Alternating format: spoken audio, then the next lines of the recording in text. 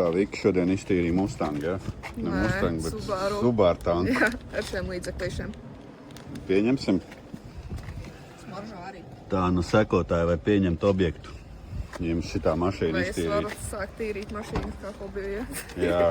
Cik maksā vispār šitā tīrīšana? Man liekas, īstenībā labāk ķīmiskā tīrīšana no 300 eiro maksā. 300, tik daudz? Man liekas, jā, ja nu ņem sēdekļus ārā visu. Nu, Land Rovers viss netīrs, un vajag kāds, lai pavēltīs tīri.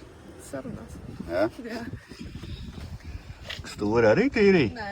Tā jau Vai mums tad mums ir tīrta. vēl kantoras kaut kāds līdzeklis? Es nezinu, tur vajag kaut kādu speciālo, ja? Nu, lādes jau tur, es domāju, nedarās. Tā. Arī viņa no ārpuses spīdi šķīt. Vispār šis video bija jāsāk ar problēmu, mums jau izbesīši. Ir kāds servis Latvijā, kas to var sataisīt, netaisās vaļā. Tagad riepas jāliek caur pakaļ iekšā, tā varam nosaukt to visu pasākumu. Reku mums ir riepas. Riktīgi ķīnieši. Leoni no Baltairs. Lētī kaut kādi. Zini, cik Jānka maksā šitās riepas? Gabalā. Cik tev Mustangam maksāja?